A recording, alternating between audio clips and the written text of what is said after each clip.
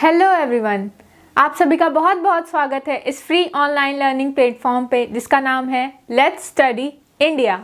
आज हम एक नया टॉपिक स्टार्ट करने जा रहे हैं जो कि फर्स्ट सेमेस्टर का 4th यूनिट है, सेल डिवीज़न। सेल को क्या कर रहे हैं, डिवाइड कर रहे हैं। तो सेल डिवीज़न में डिवीज़न जो वर्ड है अभी तक तो मैथ्स में ही सुना होगा, आपने छोटे क्लासेस में सेल डिवीज़न तो पढ़ा होगा। तो एक सेल से, दिस इज सेल, सेल क्या होती है? Cell is the structural and functional unit of life. जैसे एक दीवार है, दीवार किससे बनी होती है? एक छोटी सी ईंट से बनी होती है ना, तो उसी को बोलते हैं। तो जैसे इस दीवार के लिए एक का क्या है, एक ईंट छोटी सी उसकी सेल होती है, वैसे ही हमारे बॉडी के लिए एक छोटी सी यूनिट होती है उसकी सेल। और ऐसे ही कई सेल मिलकर के एक टिश्यू बनाते हैं, कई टिश्यू मिलकर के एक ऑर्गन बनाते हैं, और कई ऑर्गन मिलके पूरा ऑर्गन सिस्टम तैयार करते हैं।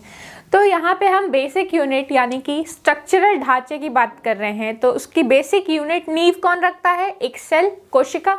इसके अंदर होता है हमारा न्यूक्लियस, और न्यूक्लियस के अंदर होता है हमारा जेनेटिक मटेरियल यानी कि डीएनए, आरएनए, जो कि क्या होता है, कंडेंस फॉर्म में होता है, क्रोमोसोम क्रोमैटिड्स के फॉर्म में होता है। न्यूक्लियस के अंदर एक होता है न्यूक्लियोलस। न्यूक्लियोलस इसके अंदर छोटी सी क्या होती है, छोटा सा हिस्सा होता है जो कि न्यूक्लियस के अंदर प्रेजेंट होता है। इस तरीके से हमारी सेल होती है। अब एक सेल जब डिवाइड करके 2 डॉटर सेल्स फॉर्म करती है और इसी को बोलते हैं सेल डिवीज़न, ठीक है। अब 1 से 2 बन रही है तो इसको बोलेंगे माइटोसिस। अब एक सेल से 4 सेल बनेगी तो उसे बोलेंगे मियोसिस। अब इसे हम डिटेल में डिस्कस करेंगे कि what is mitosis and what is meiosis. तो सेल डिवीज़न मतलब पहले समझ में आ गया कि सेल का डिवाइड होना, एक सेल से कई सेल उसकी डॉटर सेल्स बन जाना इज कॉल्ड सेल डिवीज़न।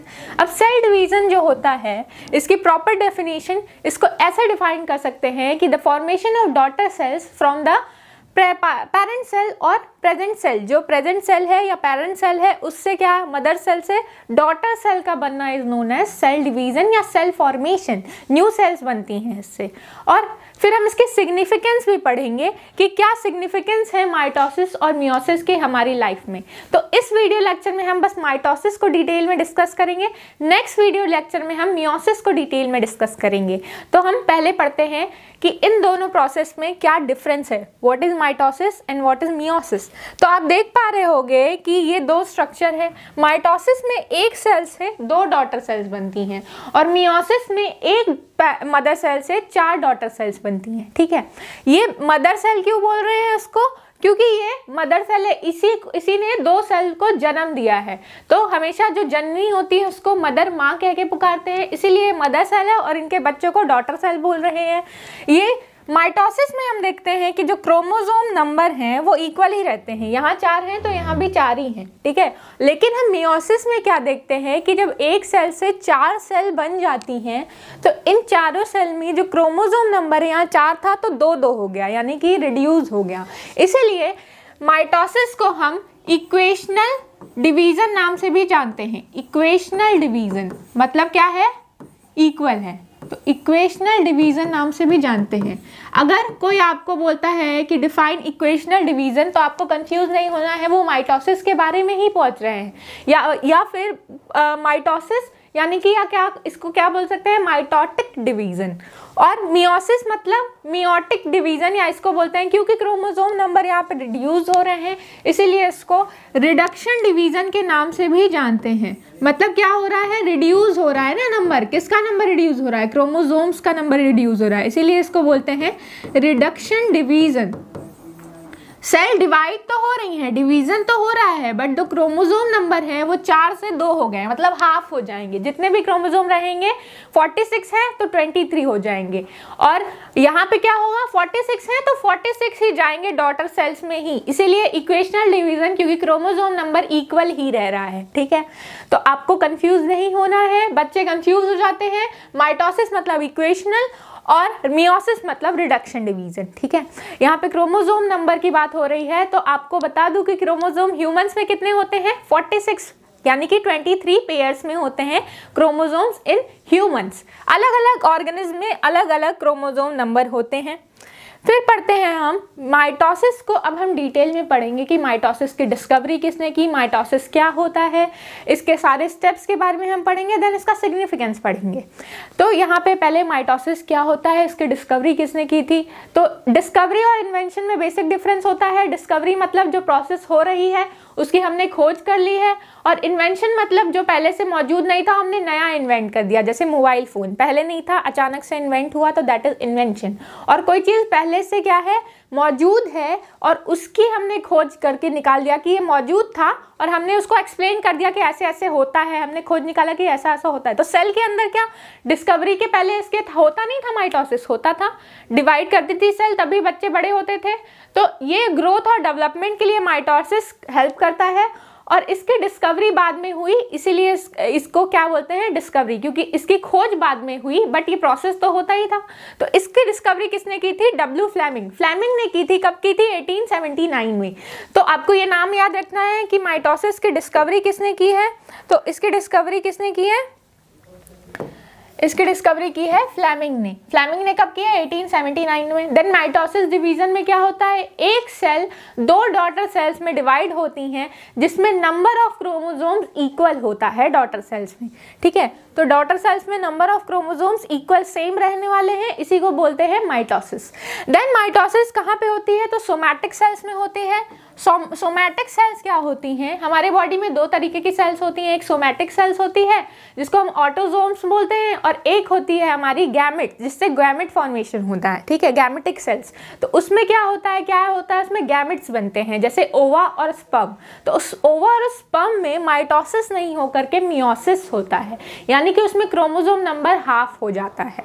क्यों हाफ हो जाता है, क्योंकि जो जाइगोट बनता है उसमें, जाइगोट जो बच्चा हमारा जैसे जो बच्चा बनने वाला होता है, उसमें क्रोमोसोम नंबर आपको कितने चाहिए, 46। अब 46 कैसे होगा, 23 आएगा ओवा से और 23 आएगा स्पर्म से, तभी तो ये क्या हो जाएगा, बनेगा 46। अगर दोनों में पहले से हम माइटोसिस करा देते तो वो 46 ही रहता, और 46 और 46 दोनों ऐड हो जाते, तो क्या हो जाता कि वो हमें उतना ही नहीं चाहिए क्रोमोसोम नंबर, हमें कितनी चाहिए, 46 ही चाहिए हमें। इसलिए रिडक्शन डिवीजन करके क्या बनाने पड़ते हैं, गैमेट्स, यानी कि मियोसिस कराना पड़ता है फॉर गैमेट फॉर्मेशन।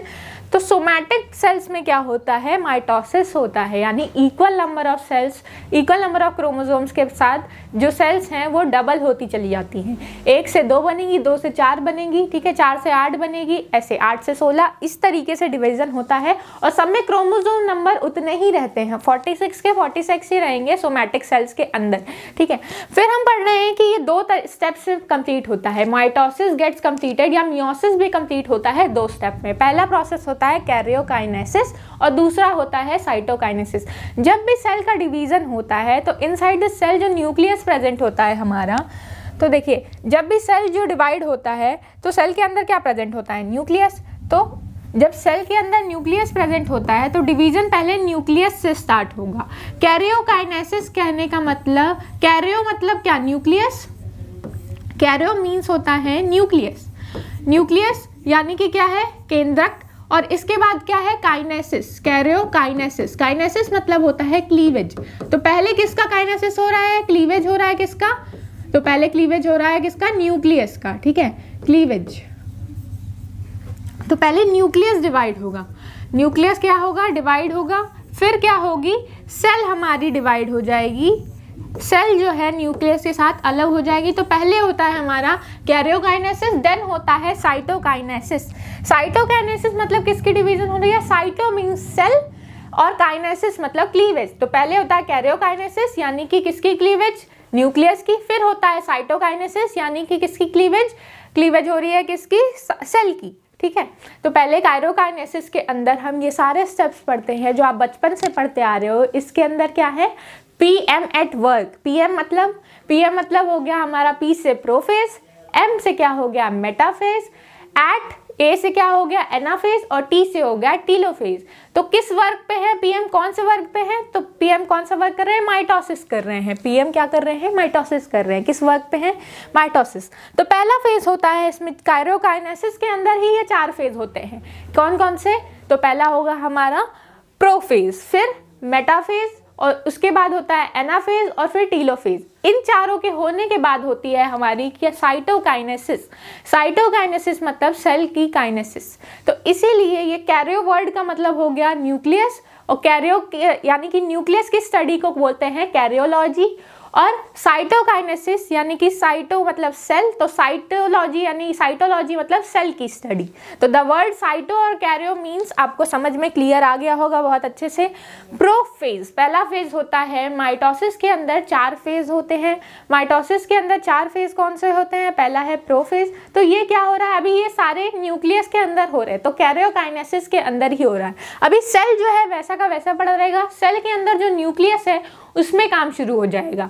तो प्रोफेज सबसे लंबा फेज होता है, ठीक है, it is the longest phase. सबसे कैरियोकाइनेसिस का सबसे लंबा फेज जो है क्या है? प्रोफेज। प्रोफेज मतलब अभी क्या है, ये अभी स्टार्ट करने वाला है, प्रिमिटिव फेज है। तो अब यहाँ पे स्टार्ट कैसे होगा? पहले क्या होता है, दिस इज द सेल, और सेल के अंदर हमारा होता है न्यूक्लियस।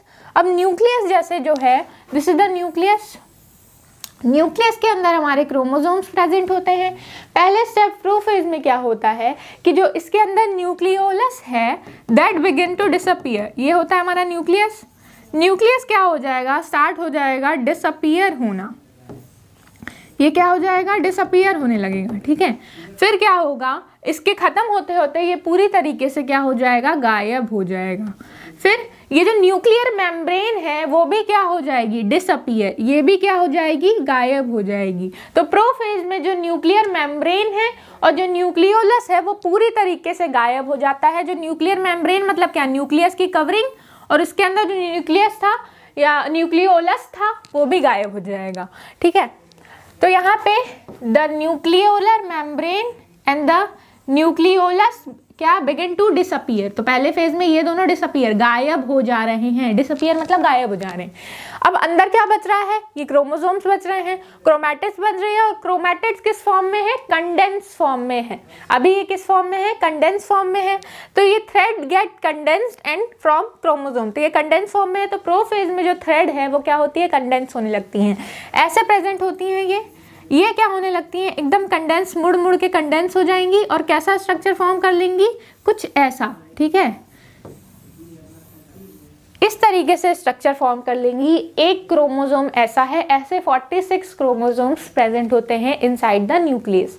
तो न्यूक्लियर मेम्ब्रेन गायब हो गई है, तो कोई फिक्स जगह नहीं है कि जहां न्यूक्लियस फैला होगा। तो न्यूक्लियस, पहले न्यूक्लियस पे काम हो रहा है, तो इसीलिए पहले कैरियोकाइनेसिस का फर्स्ट फेज है प्रोफेज। यहाँ पे क्या गायब हो रहा है, हमारा न्यूक्लियोलस और न्यूक्लियर मेम्ब्रेन। देन थ्रेड्स क्या हो रही है, कंडेंस फॉर्म में हो जा रही हैं। Then centrosome forms and move towards the opposite pole, यहाँ पे बनते हैं सेंट्रोसोम, ठीक है। सेंट्रोसोम जो होते हैं वो स्पिंडल फाइबर की मदद से क्या करते हैं, बाइंड करते हैं आपके क्रोमोसोम से। तो ये जो यहाँ पे दो क्या बन जाएंगे, सेंट्रोसोम। ये सेंट्रोसोम जो है अब ये अपोजिट पोल्स पे चले जाएंगे। कहाँ जाने लगेंगे, ये एक तो यहीं रह जाएगा और एक कहाँ चला जाएगा, इस जगह पे, ठीक है। या फिर ये दोनों यहाँ पे फॉर्म होंगे, और क्या होगा, यहाँ से एक कहाँ चला जाएगा, इधर की ओर, और दूसरा कहाँ चला जाएगा, इस ओर। तो अपोजिट डायरेक्शन में ये मूव करके चले जाते हैं। हमारे प्रोफेज में कौन चले जाते हैं, तो हमारे सेंट्रोसोम्स जो हैं अपोजिट पोल्स पे मूव कर जाते हैं। इसके बाद क्या होता है, at last phase nuclear membrane and nucleolus completely disappear. तो धीरे धीरे गायब होते होते पूरी तरीके से न्यूक्लियर मेम्ब्रेन और न्यूक्लियोलस गायब हो जाएंगे। देन अपोजिट पोल्स पे ये सेंट्रोसोम जो मूव कर रहे थे वो बिल्कुल अपोजिट पोल्स पे पहुंच जाएंगे, ठीक है। तो ये तो हमारा हो गया प्रोफेज। न्यूक्लियर मेम्ब्रेन गायब हो गई, न्यूक्लियोलस गायब हो गया, और सेंट्रोसोम पहुंच गए एट द पोल्स, यानी कि दोनों अपोजिट पोल्स पे ये सेंट्रोसोम्स पहुंच जाते हैं। देन क्या होता है, हमारा नेक्स्ट फेज यानी कि मेटाफेज आता है। मेटाफेज मतलब कि अब ये न्यूक्लियस क्या होंगे, ये न्यूक्लियस के अंदर जो न्यूक्लियर मेम्ब्रेन गायब हो गया था, तो सेंट्रोसोम्स जो थे, ये दिस इज द सेंट्रियोल या सेंट्रोसोम, यहाँ कॉर्नर कॉर्नर पे पहुंच गए हैं। देन जो हमारा क्रोमोसोम था, तो क्रोमोसोम के अंदर क्या होती है, तो क्रोमोसोम के अंदर होते, क्रोमोसोम के सेंटर पे क्या होता है, centrosome, centromere, this is the centromere. तो क्रोमोसोम कुछ ऐसी होती है, इसके बीच पे यहाँ पे क्या होता है, सेंट्रोमियर, ठीक है। तो ये सेंट्रोमियर से कौन अटैच हो जाते हैं, हमारे स्पिंडल फाइबर्स। तो इस फेज में हम क्या देखते हैं कि हमारी स्पिंडल फाइबर्स बनने लगती है, मेटाफेज में स्पिंडल फाइबर्स बनने लगती हैं। ये स्पिंडल फाइबर्स जो होती हैं सेंट्रियोल से निकलती हैं और जाके अटैच हो जा रही है कहाँ पे, हमारे क्रोमोसोम के बिल्कुल बीच में, यानी कि सेंट्रोमियर से जाकर के ये बाइंड हो जा रही हैं। देन धीरे धीरे ये जो क्रोमोसोम्स हैं वो बीच में क्या होती है, अरेंज हो जाते हैं, यानी कि मेटा पोजीशन एकदम सेंटर पोजीशन पे अरेंज हो जाएंगे। तो बिल्कुल बीचों बीच क्या होते हैं, ये प्रेजेंट हो जाते हैं और सेंट्रियोल से जाकर के दोनों साइड से क्या निकलती हैं, स्पिंडल फाइबर्स, और वो जाकर के बाइंड हो जाती हैं हमारे सेंट्रोमियर से, ठीक है। देन ये जो पूरा स्ट्रक्चर है ये सेल है, सेल के अंदर न्यूक्लियस पूरी तरीके से गायब हो चुकी है, मतलब न्यूक्लियर मेम्ब्रेन गायब हो गई है, तो अब न्यूक्लियस जो है उसके अंदर का कंटेंट पूरे सेल में फैल गया है। ये सेंटर पे आकर के क्रोमोसोम्स अरेंज हो जा रहे हैं, स्पिंडल फाइबर्स निकलने लग रही हैं और स्पिंडल फाइबर्स जो है बिल्कुल बीचों बीच सेंट्रोमियर से अटैच हो रही हैं। ये सेंट्रोमियर है, दिस इज द सेंट्रोमियर, यहाँ पे ये आकर के बिल्कुल अटैच हो रही हैं। और ये जो स्पिंडल फाइबर्स है वो निकल किससे रही हैं, तो सेंट्रियोल से निकल रही हैं, ठीक है, या फिर सेंट्रोसोम से निकल रही है। तो ये क्या है, शॉर्टेस्ट फेज है, सबसे छोटा फेज है। सबसे बड़ा फेज क्या था, प्रोफेज। प्रोफेज जो था वो सबसे बड़ा फेज था। मेटाफेज जो है सबसे छोटा फेज है, यानी फटाक से हो जाता है। तो सबसे छोटा सा फेज है ये माइटोटिक सेल डिवीजन का। देन क्रोमोसोम जो होती है मूव करती है, सेंटर में अरेंज हो जाती है, देन स्पिंडल फाइबर्स इनसे अटैच हो जाते हैं। तो ये होता है हमारा मेटाफेज में। मेटाफेज में आप इससे डिफरेंस देख पा रहे होंगे कि ये सेल में अभी क्रोमोसोम ऐसे कहीं भी फैली हुई है। मेटाफेज में जो है इससे स्पिंडल फाइबर्स अटैच हो गए हैं, यानी स्पिंडल फाइबर्स बन गए हैं। ये अपोजिट एंड पे सेंट्रियोल पहुंच गई थी और इससे निकल गया क्या, हमारा स्पिंडल फाइबर, और ये अटैच हो गया किससे, हमारे क्रोमोसोम के सेंटर पोजीशन से, यानी कि सेंट्रोमियर से ये अटैच हो गया है और ये सेंटर में पहुंच गई। इसके बाद जो होता है हमारा एनाफेज आता है। एनाफेज में हम देखते हैं कि ये एनाफेज में ये जो सेंट्रोसोम ने क्या किया था, जो स्पिंडल फाइबर्स थे वो सेंटर में प्रेजेंट थे। अभी क्या हो रहा था कि ये क्रोमोसोम कुछ इस तरीके से थे, ये क्रोमोसोम टूट करके दो इक्वल हिस्से में बढ़ जाते हैं, यानी कि यहाँ से ये स्पिंडल फाइबर इसको तोड़ करके ले जाती हैं और यहाँ पे क्या होता है कि ये वाला पोर्शन जो है ऐसे टूट जाता है और एक जो है क्या हो जाता है, कुछ इस तरीके से टूट जाता है, यानी बीचों बीच से डिवीजन होता है। एक पार्ट यहाँ चला जाता है और एक पार्ट दूसरी पोल्स पे चला जाता है। दो अपोजिट पोल्स पे ये जो है मूव कर जाते हैं हमारे क्रोमोसोम्स, यानी क्रोमैटिड्स जो है बीच से डिवाइड होकर के दोनों अलग अलग पोल्स की ओर खींचने स्टार्ट हो जाते हैं, यानी ब्रेक हो जाते हैं। कहाँ, एनाफेज में। एनाफेज में during the anaphase due to the contraction, क्यों हो रहा है ये, क्योंकि कॉन्ट्रैक्शन, खिंचाव आ रहा है स्पिंडल फाइबर्स में। स्पिंडल फाइबर्स ऐसे थी, अब उनके अंदर खिंचाव आ रहा है, तो ये क्या कर रही है, तोड़ दे रही है किसको, जिससे ये अटैच थी। तो किससे अटैच थी, क्रोमैटिड्स से। आप देख रहे थे कि इसके पहले वाले फेज में कहाँ से अटैच थी, तो क्रोमैटिड्स से अटैच थी। और ये क्या कर रही हैं, दो इक्वल हाफ्स में इसको बांट करके ले जा रही हैं, ठीक है। तो अभी तक क्या हो रहा है कि सपोज करिए कि ये ह्यूमन बॉडी है, ह्यूमन बॉडी के अंदर सेल डिवीजन हो रहा है। तो 46 पेयर ऑफ क्रोमोसोम्स थे, ये 46 के 46 क्रोमोसोम्स यहाँ सेंटर पे अरेंज हो जाते हैं और इससे अटैच हो जाती है हमारी क्या, हमारी स्पिंडल फाइबर्स। और स्पिंडल फाइबर्स अटैच कहाँ से होती हैं, तो सेंट्रोमियर यानी कि सेंटर पोजीशन से होती हैं। क्रोमोसोम के सेंटर पोजीशन से यानी कि सेंट्रोमियर से अटैच हो जाता है हमारा स्पिंडल फाइबर्स और ये 46 पेयर्स को दो 46 हिस्से में डिवाइड कर देगा। जैसे कि 1 2 3 4, यहाँ 4 है, तो ये 4 के 4 इक्वल 4 पार्ट इधर चले जाएंगे, 4 पार्ट इधर चले जाएंगे। ये हाफ से बटेगा और आधा हिस्सा इस साइड चले जाएगा, आधा इधर, फिर ये भी आधा इधर, ये आधा इधर। इस तरीके से 46 क्रोमोसोम का हाफ पार्ट इधर और 46 इधर, यानी कि 46 और 46 क्रोमोसोम इक्वल पार्ट में दोनों साइड चले जाएंगे, दोनों अपोजिट पोल्स पे मूव कर जाएंगे। जैसे कि यहाँ पे दिखा रहा है, ये एनाफेज में कुछ इस तरीके से होता है। Then at last this phase the chromatids reach opposite pole। तो इस फेज के लास्ट में क्या होता है, ये क्रोमैटिड्स बिल्कुल से कोने में लेकर के इसको चली जाती है, एक ओर चली जाती है और दूसरी ओर चली जाती है, ठीक है। तो ये क्या हो रहा है, एक साइड इधर आ गई, दूसरी साइड चली गई। तो इसमें क्या हुआ कि क्रोमोसोम जो हैं इक्वल पार्ट्स में दोनों साइड चले गए, 46 चले गए। अभी 23 नहीं हो रहे हैं, क्योंकि एक जो क्रोमोसोम है वो बीच से टूट करके अलग अलग हो रही है। अभी 46 हैं तो 46 ही रहेंगे, माइटोसिस में 46 ही अलग अलग होते हैं। मियोटिक डिवीजन आप पढ़ोगे तो वहाँ पे जो है 23 होते हैं। वो हम क्या करेंगे नेक्स्ट वीडियो में पूरा उसको डिटेल में स्टडी करेंगे। तो यहाँ पे क्या हो रहा है, 46 के 46 आधे इधर और आधे इधर डिवाइड हो गए हैं, सेपरेट हो गए हैं। Then the next phase is the telophase.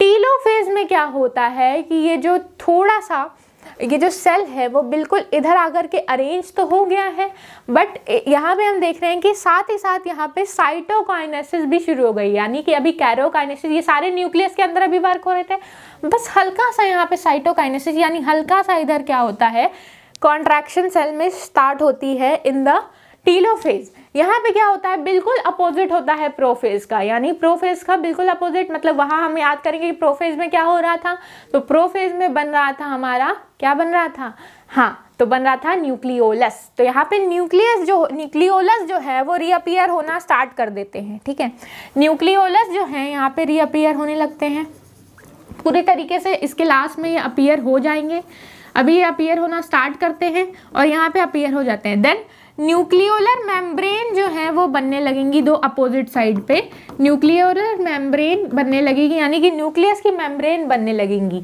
तो बिल्कुल क्या हो रहा है, अपोजिट हो रहा है कि नहीं हो रहा है प्रोफेज के। प्रोफेज में ये गायब हो रही थी, यहाँ पे रीअपियर हो रही थी, वहाँ डिसअपियर, यहाँ रीअपियर। रीअपियर मतलब वापस से दिखना, तो वापस से ये न्यूक्लियर मेम्ब्रेन दिखने लगेंगी, वापस से न्यूक्लियोलस दिखने लगेगा। फिर क्या होता है कि अपोजिट टू द प्रोफेज, अभी बताया मैंने प्रोफेज के बिल्कुल क्या है, अपोजिट हो रहा है। यहाँ पे सब क्या हो रहा है, रीअपियर होने लग रहा है। देन हम देख रहे हैं कि क्या हो रहा है कि chromatids become condense, chromatids condense हो जा रही हैं। क्रोमैटिड्स जो थी वो कंडेंस फॉर्म में थी और ये क्या होंगी, and form chromatin fibres, chromatin fibres and spindle fibre disappear. Spindle fibres जो बने हुए हैं यहाँ पे ये डिसअपियर हो जाएंगे। अब इसको नॉर्मल सेल बनना है ना, तो ये क्या होगी, ये डिसअपियर हो जाएंगे। ये जो कंडेंस फॉर्म में था वो क्या होगा, अब फाइबर्स में कन्वर्ट हो जाएगा। मतलब कंडेंस था ना स्टार्टिंग में, वहाँ पे क्या हो रहा था, कंडेंस हो रहा था प्रोफेज में, यहाँ कंडेंस ना हो के क्योंकि उल्टा होगा, जैसे प्रोफेज का बिल्कुल उल्टा लिखना है, वहाँ कंडेंस हो रही थी, यहाँ क्या होगी, फाइबर्स में वापस ये जो कंडेंस फॉर्म में था वो कंडेंस फॉर्म में कैसे होने लगेगा, ऐसे थ्रेड लाइक स्ट्रक्चर बनाने लगेंगी। ठीक है, वापस से थ्रेड फॉर्म में आ जाएंगी। तो बिल्कुल अपोजिट क्या हो रहा है प्रोफेज के। उसके बाद एट लास्ट जो दो डॉटर न्यूक्लियाई हैं वो पूरी तरीके से वापस आ जाएंगी। ये जो आपका न्यूक्लियस है इसके अंदर ये क्या आ जाएगा, न्यूक्लियर मेम्ब्रेन पूरे तरीके से बन जाएगा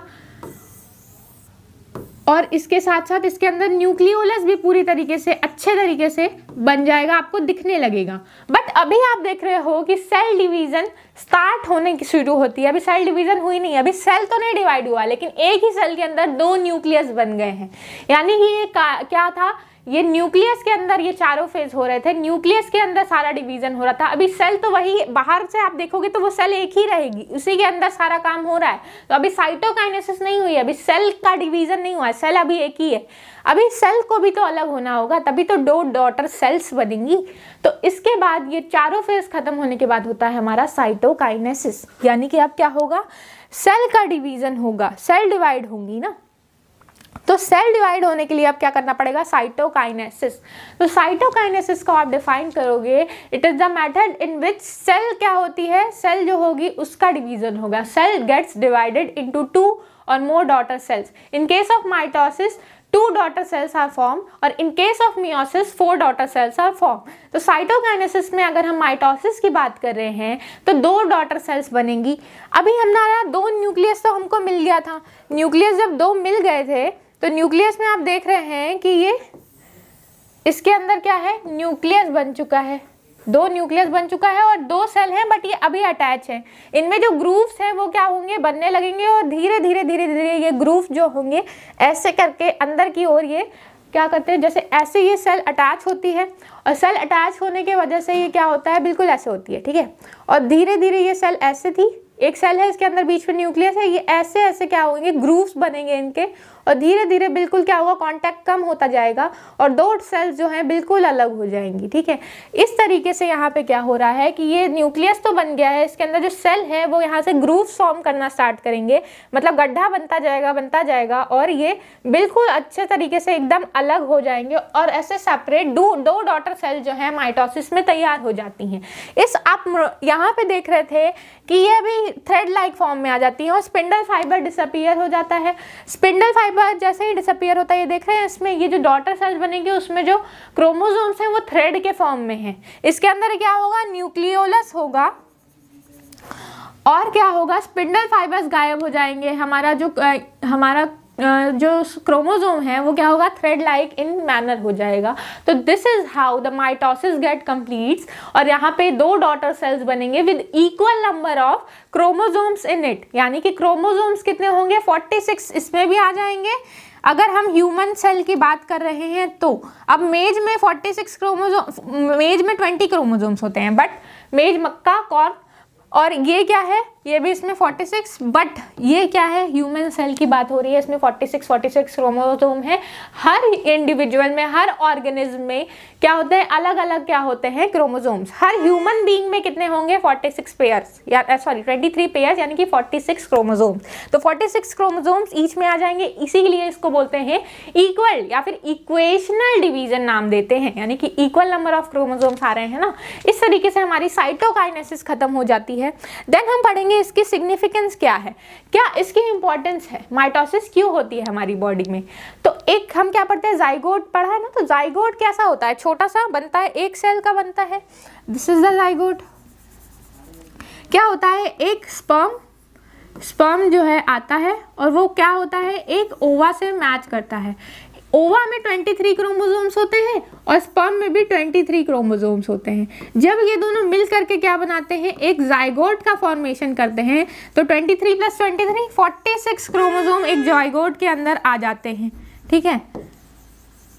जब 46 क्रोमोसोम एक जाइगोट के अंदर आ जाते हैं तो अब इसका क्या होता है, डिवीजन शुरू होता है। जाइगोट 1 सेल होता है, हम सबकी जिंदगी एक सेल से शुरू होती है, हम एक सेल के बने होते हैं, धीरे धीरे इसमें डिवीजन स्टार्ट होता है। इसमें डिवीजन स्टार्ट होगा, 1 से 2 सेल बनेंगी, 2 से 4 बनेंगी, 4 से 8 बन जाएंगी, 8 से 16 बन जाएंगी, 16 से 32 बन जाएंगी, ऐसे करके डिवीज़न होने लगता है। और ये क्या होता है, इसकी साइज जो है बढ़ती ही जाती है जब, इसीलिए। और ये क्या होता है, हर सेल में इक्वल नंबर ऑफ क्रोमोसोम जाने चाहिए ना। जैसे यहाँ पे जाइगोट से 2, तो यहाँ पे भी 46 होना चाहिए और इसमें भी 46 क्रोमोसोम होना चाहिए। तो इसके लिए इक्वेशनल डिवीजन करना पड़ेगा, यानी कि माइटोसिस करनी पड़ेगी। इससे जो 2 सेल बनने वाली हैं, इसमें भी कितने चाहिए हमको, 46 ही चाहिए। इससे भी जो 2 सेल बनने वाले हैं उसमें भी हमको 46 ही चाहिए। सब में कितने चाहिए, 46। इसके बाद जो इसमें से बनेगी इसमें भी कितने चाहिए, 46। तो क्योंकि इसमें इक्वल नंबर ऑफ डिवीजन होता है, हमारी पूरी सेल जो होती है इसके हर एक सेल के अंदर 46 क्या होते हैं, क्रोमोसोम्स। बस हमको किसको छोड़ देंगे, तो गैमेटिक सेल्स को छोड़ देंगे, यानी कि किसको छोड़ देंगे, तो जो ओवा और स्पर्म जो बनते हैं वो क्या होते हैं, 23 क्रोमोसोम्स उसमें होता है। बाकी हर सेल में बॉडी के क्या होती है, 46 क्रोमोसोम। यानी कि ग्रोथ और डेवलपमेंट, जैसे छोटे से बड़ा बच्चा बनता है तो उसकी सेल भी तो बढ़ती जाती हैं, छोटे से बड़ा होता है बच्चा तो उसकी सेल्स भी बढ़ती जाती हैं, उसकी साइज बढ़ती जाती है। तो वो साइज बढ़ने के लिए सेल्स की अमाउंट बढ़ती जाती है, जो कि किसकी वजह से होता है, माइटोसिस की वजह से होता है। तो माइटोसिस का ग्रोथ और डेवलपमेंट में इंपॉर्टेंट रोल होता है। और उसके बाद हम पढ़ते हैं कि इस क्रोमोसोम्स को हम क्या कहते हैं, generation of daughter cells as compare to the mother cells. तो equal number of chromosome, equal number of, जब हमको क्या देने होंगे, न्यूक्लियस बच्चे में देने होंगे, इक्वल नंबर ऑफ क्रोमोसोम जब बांटने होंगे सेल्स में, तब हम माइटोसिस का क्या करते हैं, यूज करते हैं। यानी कि माइटोसिस डिवीजन या माइटोटिक डिवीजन वहाँ पे होता है। Important in increasing the number of gametes, gametes के नंबर को बढ़ाने के लिए काम करती हैं। जैसे एक बार 23 क्रोमोसोम्स हो गए तो 23 पेयर ऑफ क्रोमोसोम्स अगर हो गए मियोसिस के बाद, उसके बाद उनको और कम नहीं करना है, 23 का भी हाफ नहीं करना है। तो उसके बाद वो गैमेट के नंबर को बढ़ाने के लिए भी किसका यूज होता है, माइटोसिस। तो एसेक्सुअल या फिर यूनिसेलुलर जो ऑर्गेनिज्म होते हैं, जैसे एसेक्सुअल रिप्रोडक्शन में भी किसका यूज होता है, माइटोसिस। यानी कि अमीबा जो है, अमीबा क्या करती है, बाइनरी फिजन करती है। तो वो किस चीज का यूज कर रहे हैं, या फिर ट्राइपैनोसोमा है तो वो किसका यूज कर रहा है, बाइनरी फिजन का। तो ये या बैक्टीरिया है, तो इनमें जो बाइनरी फिजन होता है इसमें इक्वल नंबर ऑफ डिवीजन, एक ही सेल से 2 डॉटर सेल बनती हैं और जो उसमें क्रोमोसोम नंबर होता है वो फिक्स होता है, मतलब वो घटता नहीं, उतना ही रहना चाहिए। तो वहाँ पे भी नंबर ऑफ गैमेट्स बनाने के लिए किसका यूज़ हो रहा है, माइटोसिस का यूज़ हो रहा है। तो ये यूनिसेलुलर ऑर्गेनिज्म में रिप्रोडक्शन के लिए काम आते हैं, माइटोटिक डिवीजन वहाँ पे होता है। Then helps in maintaining the size of the cell, जो हमारा दूसरा सेल बन रहा है, एक सेल से डॉटर सेल्स बन रही हैं, वो इक्वल साइज में होंगी जैसी मदर सेल होगी। तो मदर सेल की जितनी साइज होगी उतने ही अमाउंट की 2 डॉटर सेल उसी साइज की बनती हैं, ठीक है। तो साइज भी मेंटेन करके ये रखते हैं माइटोसिस में, ठीक है। अगर आपको कहीं भी हाथ कट जाता है, छिल जाता है, तो वहाँ पे भी जब वापस सेल रीजनरेट करती हैं आपको, जैसे क्या होता है कि कहीं छिल गया तो क्या होता है, पपड़ी जम जाती है ना, तो वो क्या होता है कि वहाँ पे सेल उसके अंदर रीजनरेट कर रहती हैं, वापस सेल वहाँ पे डिवीजन करके वो सेल उस जो जगह आपकी गायब हो गई जहाँ से सेल, वो वापस आकर के माइटोटिक डिवीजन से वहाँ पे सेल की कवरिंग कर लेते हैं, और वो जो भी चोट लगी है वो ठीक हो जाती है, सेल उसको कवर कर लेती है वापस से। फिर इसी के साथ ये जो हमारा माइटोसिस का एप्लीकेशन है वो ख़त्म होता है, यहाँ ये जो माइटोसिस है वो यूज़ होती है। इसी के साथ ये टॉपिक हमारा ख़त्म होता है। नेक्स्ट टॉपिक में हम डिस्कस करेंगे मियोसिस को, ठीक है।